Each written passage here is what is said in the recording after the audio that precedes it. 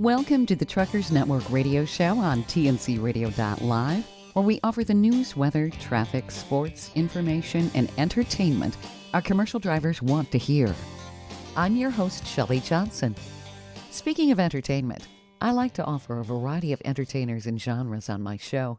Singer, songwriter, guitarist John Dennie fits right in, as he's as versatile as he is memorable. The Texas native is a deeply philosophical songwriter who believes in connecting people with his music. He's comfortable with a variety of styles, including gospel, blues, rock and roll, folk, and country genres. John has had some phenomenal champions and mentors during his musical career, too, including the legendary Warren Ham, who once described John's music as an authentic reflection of the fertile North Texas environment where he was raised. He follows a long line of gifted songwriters and singers from Texas. Rest assured, there'll be more to come from him. John's latest studio recordings represent a convergence of many influences, including Terry Allen, Blaze Foley, and Delbert McClinton. The title cut off his 2020 album is extremely dynamic. It's called I've Got Something to Say. Come on.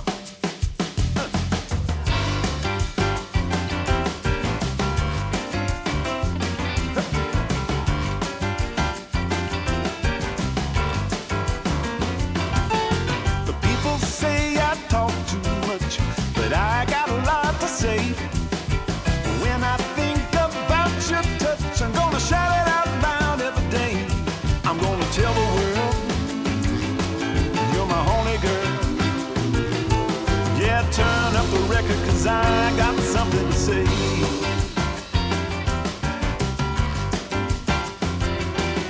Now I've had to eat some crow, you know, try to wash it down with wine.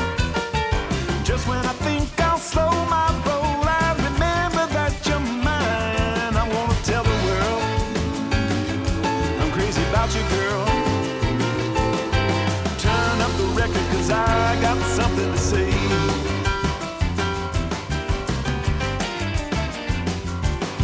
Shout it out from the rooftops everywhere I go. I'm gonna tell everyone on the street that I'm me. You're the cutest little thing that I've ever known. I've never seen another quite so sweet.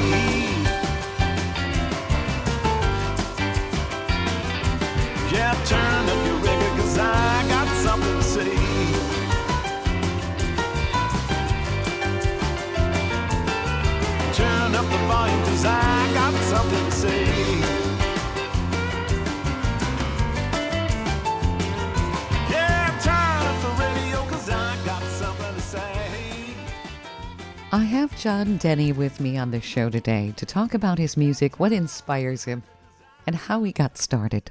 John, I really like your music. You've been compared to both John Prine and Jackson Brown and your music styles. And you've explored all kinds of music genres. They include gospel, blues, rock and roll, folk, and country. How would you describe your music? Well, move back up a little bit. That comparison, I don't feel I don't feel worthy of having my name mentioned in the same sentence as John Prine or Jackson Brown. Let's just get that out of the way right now. Okay. Well, But that was, but that, American yeah, go ahead. Songwriter magazine had compared you to both of them, which I thought was I pretty amazing. know. I mean, what an honor! But both of those guys are heroes of mine, and I mean, I guess now that comparison happened, I guess I can just quit. No, but yeah, it really depends. I really, I mean, I grew up in Texas and Colorado, and so there's this Texas gospel and country influence on my life and in my art that is always ever present in everything that I write.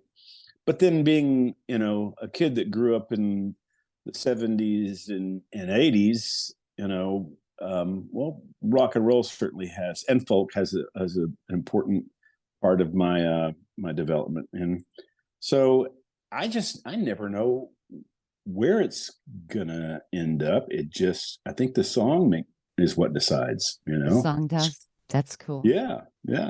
Well, I love your vibe. Well, And thank you.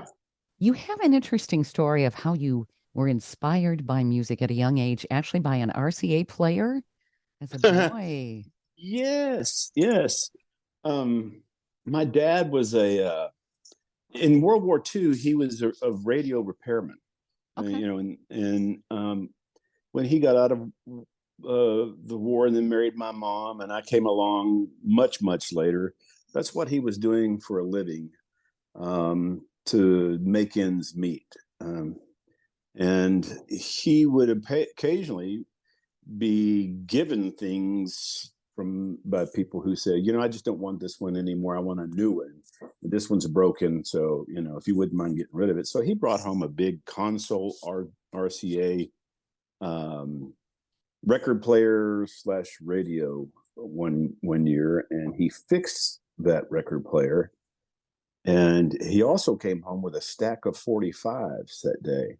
Ooh. And my mom, and I was only 4 years old, maybe 5.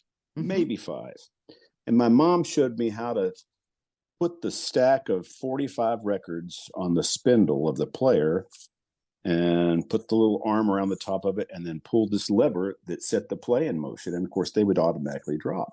Sure. And I heard all kinds of music. I mean, Sam the Sham and Chuck Berry and Elvis and just great stuff. And I also came from a musical family. Mom was a viola player and a singer, and we were very involved in church. And so by the time I'm 5 or 6 years old, I'm already singing in a children's choir in church. Mm-hmm. And so I guess that's really the foundation of my musical upbringing. Yeah. Well, I'm pretty impressed. You wrote your first song on piano when you were 8. Wow. Yes, I did. So, yes, I wrote it at 8 years old. I can remember the melody, and I was just picking it out on piano and playing 2-note chords with the left hand and the melody with the right hand. Mm-hmm. And I think I'd been taking piano for a couple of years by that time. But okay, yeah, first one. So piano was your first instrument. You also played the guitar. When did you start playing guitar?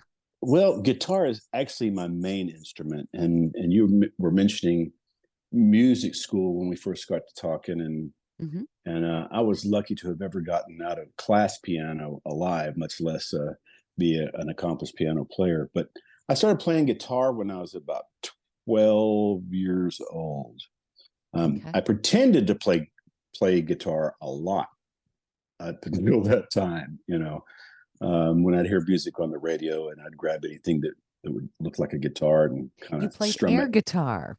That's pretty much it. Yeah, air guitar. Except I needed a little more realism. I grabbed my mom's viola, or I'd grab a baseball bat or something and pretend like it was a guitar, you know. So. That's always fun. Well, teenage girls run around with hairbrushes singing, pretending it's a Yes, microphone. they do. You know? Yes, they do. I have 2 daughters that did that. We have to go to break here, John. You're listening to the Truckers Network radio show here on TNCRadio.live. I'm talking with John Dennie. We're going to learn more about John, his music, and get to listen to some of his great songs. So stay tuned. The Truckers Network helps professional drivers save money and makes their lives easier. We were created for drivers by a commercial driver. We know the industry and driver needs. A Truckers Network membership offers exclusive discounts through our trusted partners on things like truck care, truck parking, tires, oil changes, fuel additives, fitness, roadside assistance, first aid kits, driver training, and a whole lot more. Start saving today. Check us out at app.thetruckersnetwork.net. That's app.thetruckersnetwork.net.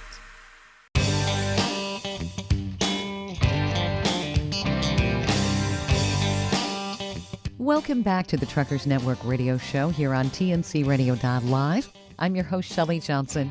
I'm talking with singer-songwriter John Dennie, who's got some great music. So your story's pretty interesting, too, of how you got a break in your teens. After you got your driver's license, you were sneaking into the local music scene? Yeah. You know, Fort Worth, the Dallas-Fort Worth area has always had a very vibrant live music scene. And back when I was growing up, there was several strips, one in Grand Prairie, one in Fort Worth, and one just outside of Fort Worth on Jacksboro Highway. And they had all kinds of dive bars there. And so when I got my license when I was 15. It was a hardship license because by that time my father was working in the airline industry and he was working graveyard shifts. And so I needed a way to get to and from school. The state of Texas allowed me to have a license when I was 15. So I started sneaking out of my parents' house and taking my guitar and meet up with some guys. And, you know, we had formed a band and we got a few gigs here and there at some of those really, really seedy dive bars. And, you know, the owners and the managers always knew that I was underage, but they always were accommodating as long as I didn't have any alcohol in front of me, you know. Mm-hmm. And sometimes I get kicked out, but if they really discovered that I was 15 and, you know, and somebody was giving trouble about it, we got kicked out of a couple clubs like that. But yeah, that's how it started. I started playing at a very early age in nightclubs. Yep. Well, it's a good way to basically cut your chops on things and learn what audiences do. And certainly bars, Yep. dive bars, they're busy drinking and they'll let you know if they don't like something. And it kind of makes you steal this stuff, doesn't it? Yes, it does. It does. And at 15 and being a rather slight guy at that time, you know, those situations could be pretty scary sometimes. But you're right. Yeah. But then you were befriended by Texas guitarist Bill Ham? Yeah, Bill Ham. You know, there are 2 Bill Hams in Texas. One of them was the producer and manager of ZZ Top. And he was from Houston, the Houston area, as was ZZ Top. Then there was Bill Ham, the guitar player, who I think he made his first appearance on television on Dave Clark's show. The name of the show even escapes me. American Bandstand. He was in a band called the Yellow Pages. Okay. And he was a prodigy guitar player early on. Soon he started working with, you know, Sonny and Cher and you know, a lot of other big names. And yeah, David Gates and Bread. Wow. Yeah, there's an interesting story about that. But before that, he and his brother Warren used to play at a place in Fort Worth called the Hop, which stood for the House of Pizza, but it was called the Hop, and they would always play to a packed house.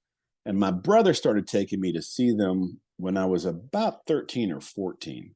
Okay. And I was taking lessons from one of the guitar players from my big brother's band at the time. And Bill Ham was on stage, and he saw me watching every move he made with both his left hand and his right hand. And he started staring at me and making these faces whenever he'd play a lick, like, okay, did you get that one? That kind of thing. And I mean, these guys were celebrities to me. I mean, Warren had a record deal with Capitol Records when he was in Blood Rock and a bunch of other things. And, and it was just really heady stuff to be in the same room with these guys. And one day I got up enough nerve when Bill went out to the front of the club for a cigarette break to ask him if he would give me lessons. And his words were, I would be honored to give you lessons. And I thought, wow, this is it. And so I learned a lot from Bill. I learned a tremendous amount of technical skill and also how to handle an audience from Bill. Also, unfortunately, learned how to drink by watching Bill. Yeah, yes, exactly. Oops. But that's another story altogether. Shortly after that, I met his brother. I've seen his brother all the time, but I'd never hung out with Warren or really had a chance to visit with him. And I remember one night I started talking to Warren, and we kind of struck up a friendship. And once I got a little older, we started hanging out. He's about 3 years older than me. Mm-hmm. And then he was at Texas Wesleyan as a music major. He was a flute major, and I chose Texas Wesleyan to become a guitar major my first years in college. And we became very close friends and started hanging out a lot together. And then he and the band, let's see, I can't remember if it was Cher. Cher ended up hiring the band, or if it was David Gates first. But there were 4 guys in the band. There was Ken Rarick on keyboards, Bob Parr on bass, Bill on guitar, and Warren fronting the band and playing sax and flute. And they either got hired by David Gates to be his band for a tour, or it was Cher after she broke up with Sonny. Right. But either way, they had 2 very large tours, and Katie barred the door after that. They had a lot of work after that, and Sure. I think, yeah. And then Warren decided to move to LA along with the other guys, except for Bill. He stayed behind. And Warren has played with you can actually look him up. His name is Warren Ham, Ham, not Right. 2 M's. There's a documentary about him as a side player. I mean, you name it, he's been a side player for the band, whether it's Donna Summers, Olivia Newton-John, Cher, David Gates and Bread, Kansas, Toto, Ringo Starr. And as a matter of fact, he's actually in Toto right now and still in Ringo's band. Okay. He's been touring with them for about 4 or 5 years. Yeah. Very cool. But yeah, Warren taught me how to sing. He's the one that taught me how to sing. That's what I was going to ask you about. I was seeing that he had you use Edgar Winter's vocal runs as vocal training exercises. Yeah, he did. As a matter of fact, I still owe him that album. He loaned me the Edgar Winter album Entrance. And I don't know if you've ever listened to much Edgar Winter, but the guy is just a phenomenal vocalist. Mm-hmm. And he was one of Warren's heroes, and also one of mine. I loved Edgar's music at that time. And so, yeah, Warren showed me a couple of some cuts on this particular album. Said, "Here, use this. Learn how to do this particular lick.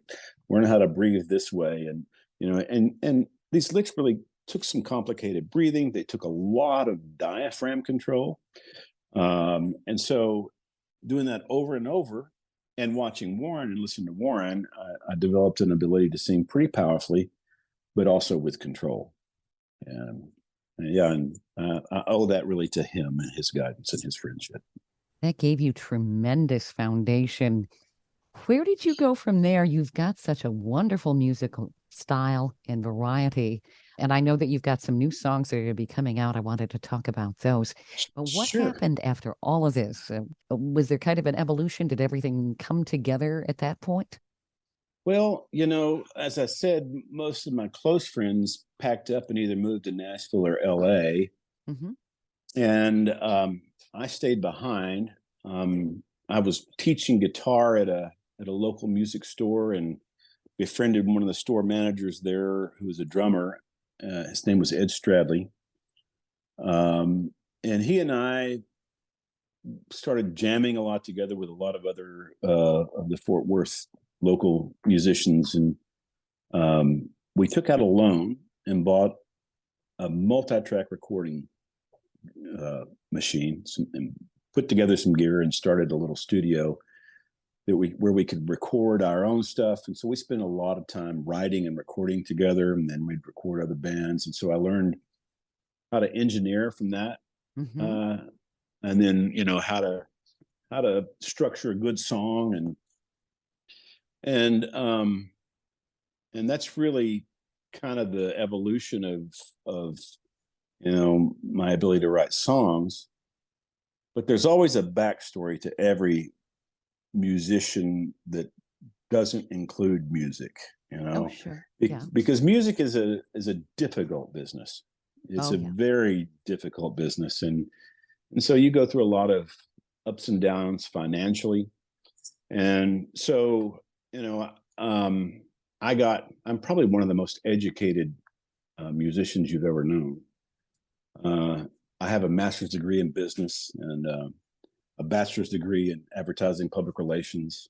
I even have a master's degree in theology. Wow. And so when things didn't go well in the music business, I would switch careers because it's kind of what my mom asked me to do. She said, look, John, just give up on the music school thing, get some sort of degree that will give you something to fall back on when music doesn't work out. And the truth is, music is always what I have fallen back on when the other things didn't work out. Because, advertising public relations is a very volatile business. Yeah. Right. Yeah. And so, I would find myself out of a job because the agency lost a client or something and they would lay off. And so what would I do? I'd pick up my guitar and I'd go pay the bills by playing guitar and singing, and that continued well into, just about every other side career I've had. I mean, I've taught school. I became a pastor for about 4 years. Just by happenstance that happened. But all the while that's happening, I'm still playing, I'm still writing, and about, I don't want to say 7 years ago, maybe or so, not sure when, I realized that I'm not happy doing anything other than this. And so I said, this is, I'm just going to do music, and that's it. And so I've been doing that full time and only this for about 7, maybe 8 years now. Excellent. Well, you had a 2020 album release, and you're going to be releasing some songs at the end of March here. I understand the first one you're going to be releasing is Crooked County Sheriff Two-Step. Yeah. I love the title. Oh, do you? Cool. Yeah. Have you heard the song? Yeah, I like it a lot. Oh, cool. How about we play that for our listeners before I ask you what inspired all of it? It's a cool song.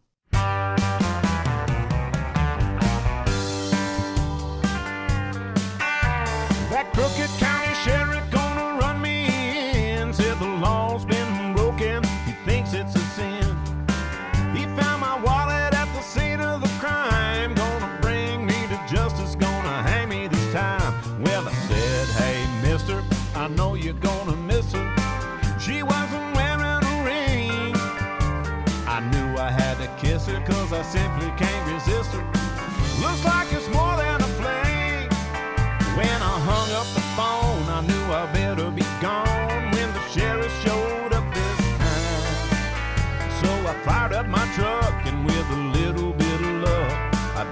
to the county line. Yeah, I'm a one step ahead and running for my life. Two-step dancing with another man's wife. A foot on the floor, hear the engine whine. Last mile to go before the county line. Now the Crooked County Sheriff got a badge and gun. He's bigger than me and mean as he come.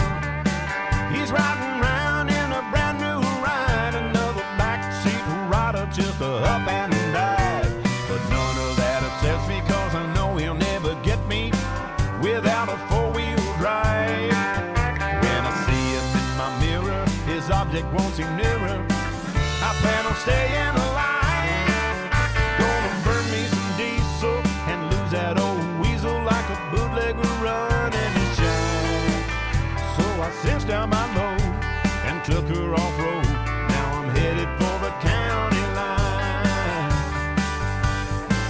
Yeah, I'm a one step ahead and running for my life. Two-step dancing with another man's wife. A foot on the floor, hear the engine whine. Last mile to go before the county line. Now you might be inclined to think the worst of me. Hell, if I had enough time, I'd probably agree. But one thing I know, and I will never budge, he's got a handful of stones and he better not judge. His lady seen him gawking at the college girls who walking. Now she's riding with me. We spent the whole night talking and we're gonna be a-walking down the Irish Street. Yeah, she's my shotgun rider, and nothing could be finer. I can't believe that she's mine. Now we're shifting gear as we disappear. We're headed for the county line. Yeah, I'm a one step ahead and running for my life. Two-step dancing with another man's wife. Foot on the floor, hear the engine whine. Last mile to go before the county line. Oh Lordy mama, foot on the floor, hear the engine whine. Last mile to go before the county line.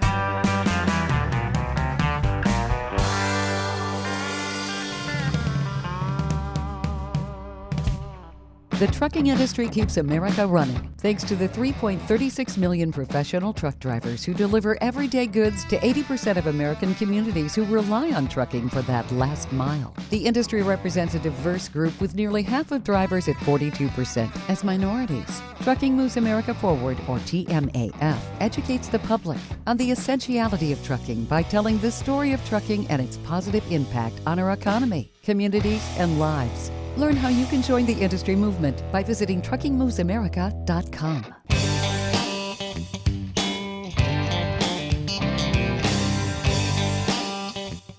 Welcome back to the Truckers Network radio show on tncradio.live. I'm Shelley Johnson, your host. In our last segment, we were listening to a new song by John Dennie called Crooked County Two-Step. That's a great song. John, what inspired that song? You know, it's really interesting. Delbert, do you know who Delbert McClinton is? I've heard the name, yeah. Delbert won a Grammy the year before last for Best Blues Album. He's been a R&B blues singer, country singer for years and years and years.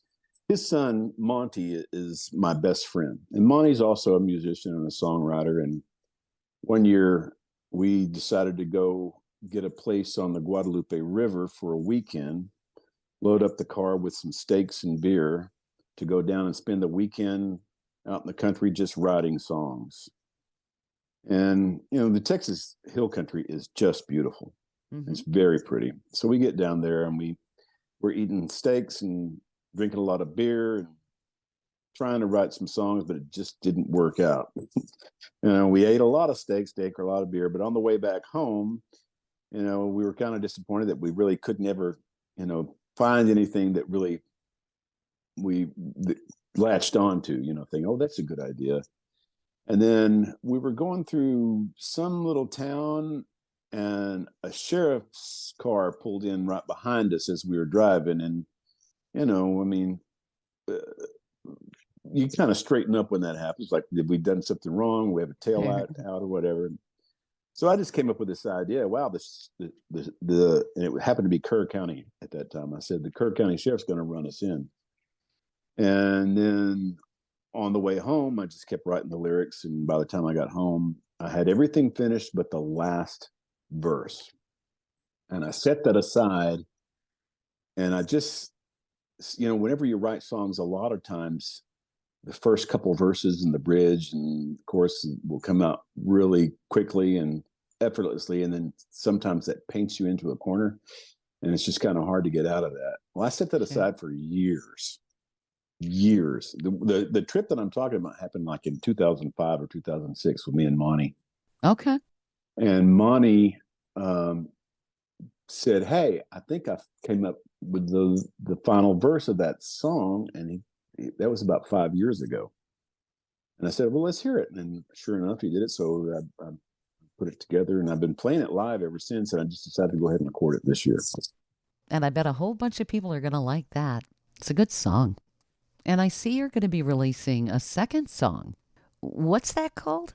I see it's a French name. It starts with Vous. Vous Carré Marie. The Vous Carré is the town square of New Orleans. It's basically the quarter, the French Quarter. Okay. And so it's about a guy and the love of his life, a woman named Marie Claire, but he pronounces the name Marie Claire. I lived in New Orleans for a little bit, and a friend of mine used to say those two names, Marie Claire. I had a difficult time understanding him sometimes, but he was from Lafayette. Lafayette is the way he would say it, and so I just had this idea for a song about a guy who's crazy in love with a woman, but she's just out living her life, dancing and having a good time in the quarter, and it's it's kind of about that. It's kind of a fun little Zydeco Cajun kind of tune. Yep. Mm-hmm. Let's check it out. This is Vous Carré Marie by John Dennie.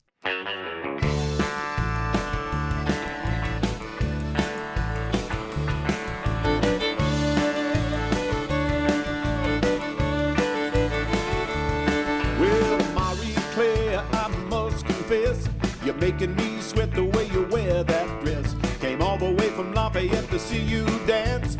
Marie, baby, give me half a chance. Marie Claire, what is wrong with you? I waited all night long just to sing you the song. Baby, what you trying to do? Marie Claire, I do declare. Girl, you're cold as a stone. You cut me down to the bone. I turn and sleeping all alone. Oh yeah. Well, Marie, baby, tell me where you at. Loving you is giving me a heart attack. Somebody said they're singing near the Vous Carré, dancing with a tourist till the break of day. Marie Claire, what is wrong with you? I waited all night long just to sing you the song. Baby, what you trying to do? Marie Claire, I do declare.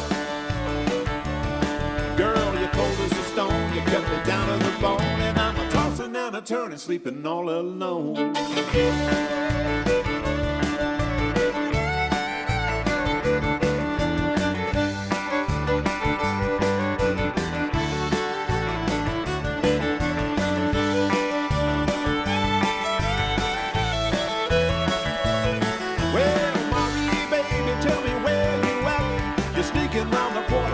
Riverboat cat. Marie, baby, have mercy, beaucoup. Can't you see, darling, I'm in love with you? Well, Marie, honey, can we have a talk? Somebody said they're singing near the river wall, holding hands with a Texan in a big old hat. baby, tell me where you at. Mommy Claire, what's wrong with you? I waited all night long after singing the song. Baby, what you trying to do? Mommy Claire, I do declare, girl, you're cold as a stone. You cut me down to the bone, and I'm tossing and a turning, sleeping all alone. You're cold as a stone. You cut me down to the bone, and I'm tossing and a turning, sleeping all alone.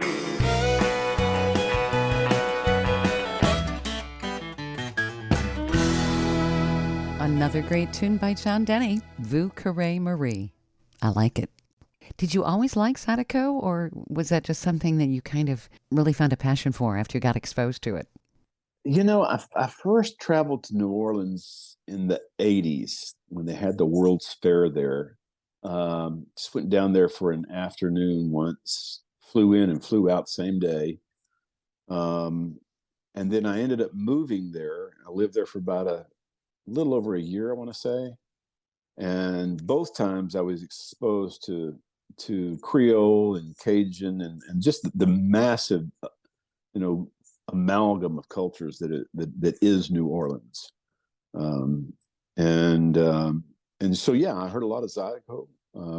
We used to go, my friends and I used to go to a place called Rockin' Bowl, where every Wednesday night they would have a Zydeco band come in. They'd turn all the lights out in the bowling alley.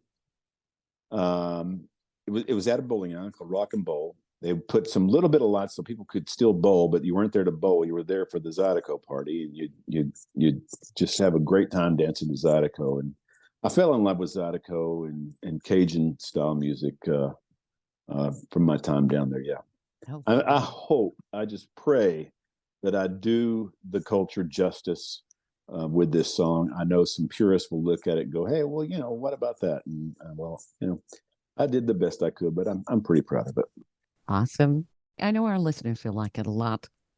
You also have a third song that you're going to be releasing. 29 Forever is the title. I think most people could say, yeah, that sounds good. We'll stay 29. Yeah, I always have fun with that when I play it live. I will tell the audience the next song is dedicated to every lady in the audience who's had at least one 29th birthday. And that's kind of basically what it's about, but there's a little bit of a message to it too. It's about being kind and being confident and positive in your life and giving. And when you're that way, that's really kind of how you stay young. Yeah. Anger is going to make even somebody in their 20s age really quickly. And kind treatment and loving people is the key to staying healthy and staying youthful, I believe. I agree. Well, when people are angry in their 20s, they become really bitter decades down the road. Oh, yeah. Yeah. And it's not the way life should be, for sure. Let's give it a listen. 29 Forever by John Dennie.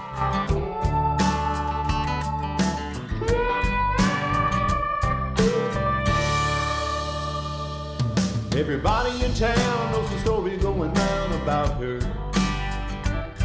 She's a little too shy and way too kind of boo. When she hears them talk, she keeps her wits about her. By the way she walks, you can tell she don't give a hoot, because she's 29 forever, and she ain't looking back. Skipping down the sidewalk and avoiding all the cracks. Like her daddy always told her, she's got a mama's eyes. She'll be 29 forever for the rest of her life. Well, she lives on a dime, but it looks like she's got plenty. You can hear loose change at the bottom of her purse. She's saving it up for the folks who don't have any. Yeah, blessings come from helping those who hurt. It feels like 29 forever, and she ain't looking back. Skipping down the sidewalk and avoiding all the cracks. Like her daddy always told her, she's got a mama's eyes. She'll be 29 forever for the rest of her life. She's been dancing to the summer of love and the gentle call of a snow white dove. She's still 29 years young and free, and I guess she'll always be.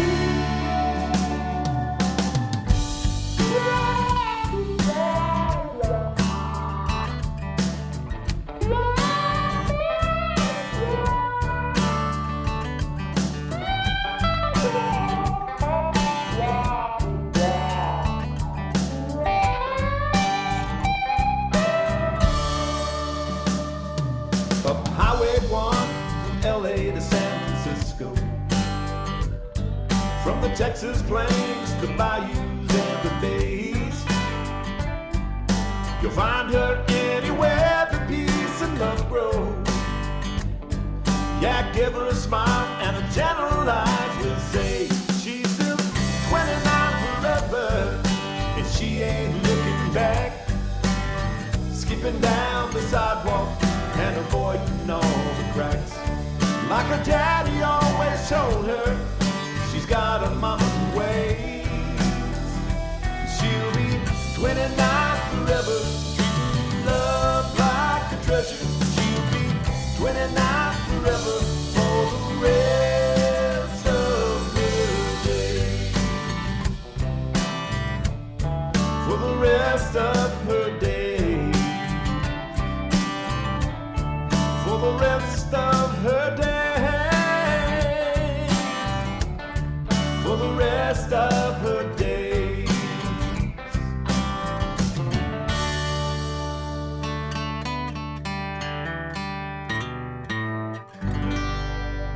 I'm reading here that you are a deeply philosophical songwriter and you place a high value on connecting with people through your music. I think you do that very well.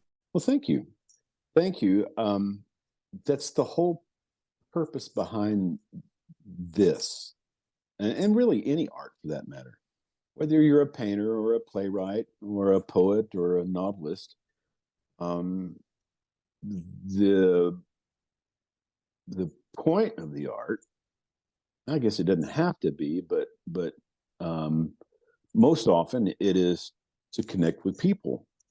And the way we do that in pretty much any art is to write about, sing about, paint about, act about common human experiences. Mm-hmm. You know, I write a lot of songs that are fiction, straight up fiction. You know, I have people come up to me on stage and go, "Man, I'm really sorry about that time that your wife, left you." I'm like, "Well, my wife's never left me.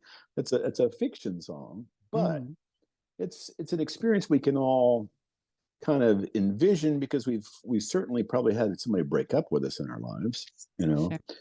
and so I don't know, just common experiences or what make good art and it allows artists to connect with people, and the people to, audiences to connect with artists. It allows the audiences and anybody listening, at least I hope, to my stuff, to say, I can be a little bit more introspective, and will help them connect with the world in a better way. It's just, I'm not doing this for any sort of egocentric reasons, or certainly not doing it for the money. But I think it's about connecting with a human experience. That's the valuable thing to me. It really, truly is. Where can people find you? Well, any streaming service in the world has got my music there. So if you listen to iTunes, Spotify, Tidal, Pandora, Deezer, iHeart, anything, even if you're in China, whatever streaming service there is in there, you can hear my music. You could also hear me on YouTube. You can go to my website, johndennie.com. That's Dennie is how you spell my last name. If you do a search for my name, you'll find out all kinds of information about me. But yeah, just go to wherever you normally would consume music and search for my name, and you should find something about me. And the songs that we mentioned here are going to be dropping at the end of March? Well, sort of. There's an album that's scheduled for release 3 months from now. That is the unofficial date. It might be 4. And what we're doing is we're leading up each month with a single release to streaming services and radio stations like your own once a month. The first one will be the 29th of this month, the last Friday of the month. That will be the Crooked County two-step song. Then the following month we'll release Vous Courez Marie. After that we'll release 29 Forever, and then after that we'll release the entire album. And so yeah, they're not going to release all these at once, and hopefully people will go, hey, I like that enough, I'm going to make sure I tune in and listen for the next one. That's right. And get your album. Can people not buy this in vinyl, or is it just digital? I have not. I mean, obviously it's not printed yet. We're still in doing some final touches on some production of maybe 3 or 4 of the songs, and so we're not going to print the vinyl of it for probably another 2 or 3 months. But at that point they'll be able to. In the meantime, you can hear any of my other music, and I would suggest this for any of your favorite musicians, for your listeners. I just need to stand on a soapbox for a little bit here. The music business has changed. There is a reason 70, 80-year-old, megastar musicians have taken themselves back out on the road. And the reason is they're not getting royalties off their music as it's played on as it's streamed the way they used to from radio play. Yeah. And after a song's been out for a while, it doesn't get as much airplay, but it may still get 500,000, 1 million streams. Let me just put it this way. If you were to stream one of my songs 500,000 times, the royalties that I would receive off this, and I promise you I'm not exaggerating, the royalties I would receive off that would allow me enough money to maybe take you to breakfast. Oh my goodness. Jeez. Maybe. Yeah. And that's 500,000 streams, right? Yeah. And so if you feel at all appreciative of what musicians are doing to keep you, entertained while you're driving down the road and doing your job that we're very thankful that you do. Lord knows you guys have put up through a lot since the pandemic and all the things that you have had to deal with. We appreciate what you do, but if you have an artist that you appreciate, not just me or any artist, one of the best ways you can support them, there's a couple actually. Follow them on the streaming service that you listen to. That's not going to make them any money, but what it does, it allows venues who are going to book us go, oh yeah, this person's got some serious a fan base. But right. The other thing to do is to pay. You can actually purchase the music just like you would in a record store back in the old days. Mm-hmm. And you can do that on iTunes and Spotify. You can download it. Yep. When that happens, we get paid a little bit more money. Not much, but a little bit more. Right. So I would recommend, if you want to support any kind of artist, you can do it that way. Also, when you're in town, when you have an opportunity to go hear live music, do so. First of all, it's a blast. Yeah. You get to see people actually doing it. It's not just the record. And then you're really supporting the artist that is playing the music that you love. I'm glad you got on your soapbox. I totally agree. And this is what we need to do for artists. You give so much to us, We need to give something back that way, too. This has been fun, John. I really appreciated talking with you. Well, same here. Hopefully we can do it again, Shelley. That sounds terrific. It's been a pleasure having you on the show, John. Be sure to check out John's music at johndennie.com. That's DENNIE. Before I end the show, I want to feature one more song on the Truckers Network radio show by John. It's called Creole Lady. Enjoy.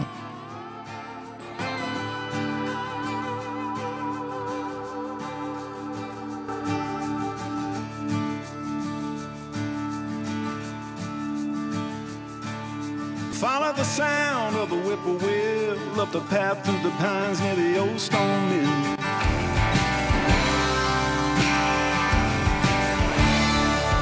About a mile away, there's a cabin in the woods where the town folks say she was up to no good.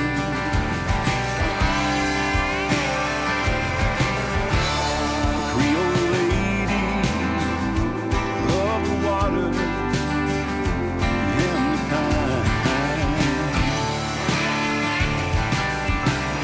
Enchanted lady, give me love while there's still time.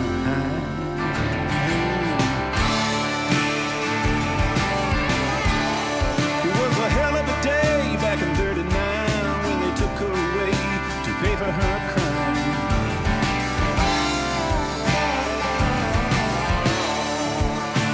Falling in love was how it all began, but she fell in love with a poor white man.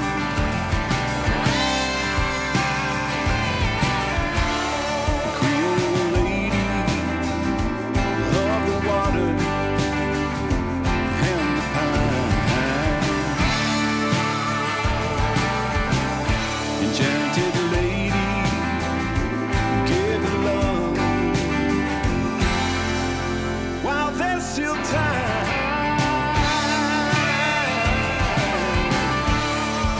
A love that big should have conquered all, even though the face she had was small compared to their hate. She never shed a tear, and she never let them see the fear she carried to her grave.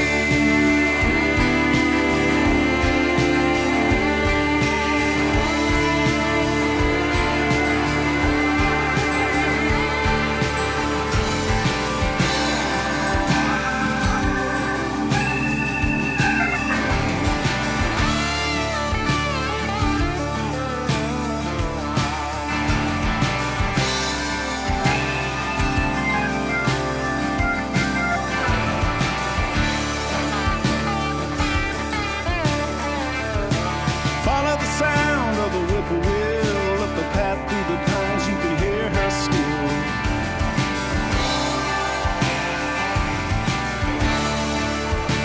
Sing that song under a moon full of hope. You just might find yourself at the end of that road.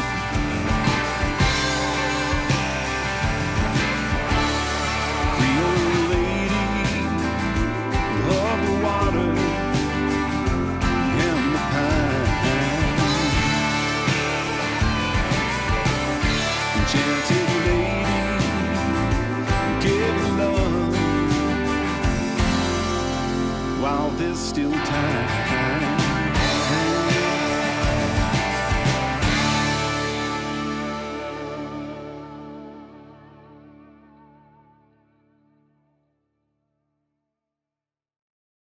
Thank you for listening to another great interview on TNCRadio.live and the Truckers Network radio show.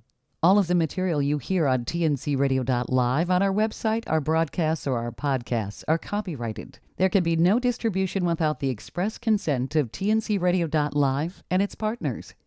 For inquiries, write us at info@tncradio.live.